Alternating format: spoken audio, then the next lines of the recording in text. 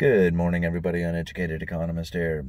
So I was just reading an article talking about the wave of bankruptcies that are going to be coming to the global economy. An IMF report was saying that the top 20 nations, the G20 nations out there, the top 20 economies,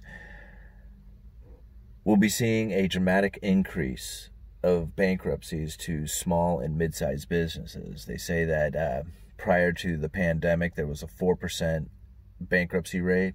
It's going to move up to 12%. And some of these average countries are going to see as much as 20% bankruptcies to their small and mid-sized businesses. This is huge. And they say most of it's going to happen in the service sector. And we're talking restaurants. We're talking restaurants and theaters and any place where there's a public gathering and people are being provided either a service or an entertainment or something like that. Food. All this is going to come to a dramatic drop. And with that is going to be a lot of employment. So you think about it, 12% of small businesses are going to suffer a bankruptcy.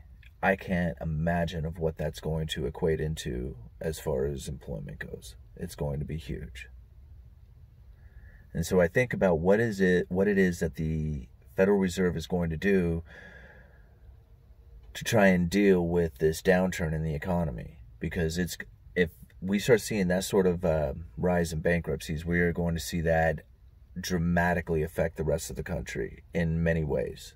I mean, a lot of the distribution that would be bringing, say, product to these companies are going to no longer be providing those services, and it's going to cause even more downturn in the economy. It just keeps rippling out there. Either you're expanding or you're contracting. And it sounds like we're going to be going into a contraction. The Federal Reserve has stepped in over the last few months with like $2.5 trillion. And already they're talking about how the economy is flattening out and how the government is going to have to step in with more fiscal policy. That means like stimulus checks or government spending of some sort. And later on this year, we're going to start seeing a wave of bankruptcy. So we have not even begun to see what this economic downturn is going to look like. We have just gotten a mere taste of it.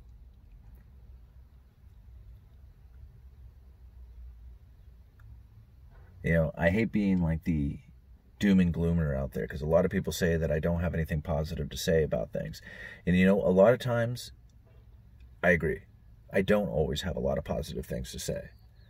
But it's the fact that you're paying attention to the worst possible scenario, or bad scenarios, and not even the worst. I mean, the worst possible scenarios can get pretty bad. But if you're not paying attention to what could possibly happen, then you're not going to protect yourself from those things. How many people out there cannot make it more than 2 weeks without a paycheck? Very few. Very few people have the ability to go 2 weeks without a paycheck.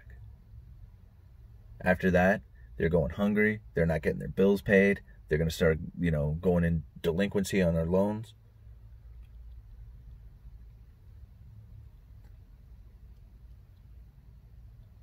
The idea that we are in some sort of recovery is ludicrous. We're not in any kind of recovery. If this is what we have going into the future, is a wave of bankruptcies. I mean, a recovery means you wreck your car, you get all busted up, you have a bunch of broken bones, you get put into cast, and you're sitting on your couch watching TV healing. That's a recovery. Right now, they're just still trying to keep the patient from dying with more fiscal stimulus policy coming from the government. The Federal Reserve going to be, most likely the Federal Reserve is going to be continuing on with the quantitative easing, but they're going to do their best to try and print up as little money as they can to do it. And they're going to go into yield curve control. And they're going to hope that the markets out there believe them when they say that they're going to print up money and buy those bonds. They're praying for that. They don't want to do it, but they will. They promise they will. And they're hoping that the markets believe that promise and they run out there and buy those bonds. and keep that bond market moving so that the government can continue to go deeper into debt.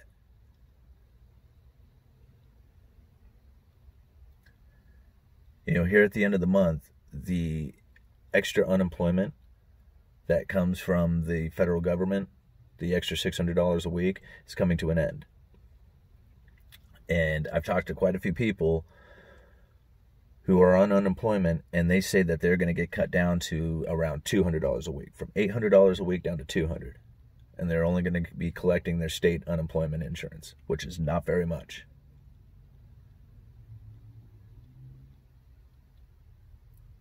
Here pretty soon, those forbearances that people have asked for on their mortgages are going to come to an end. They have up to a year, but they want from 3 months up to a year. And that 3-month mark is starting to come up. And people are either going to have to roll over, start paying, or ask for an extension.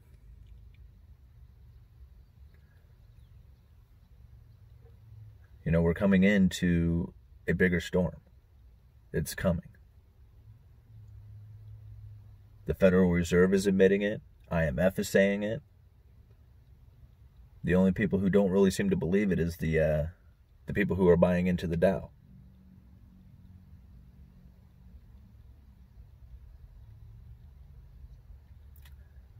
Anyway, I'll leave a link down in the description for you guys. Uneducated Economist, you guys let me know.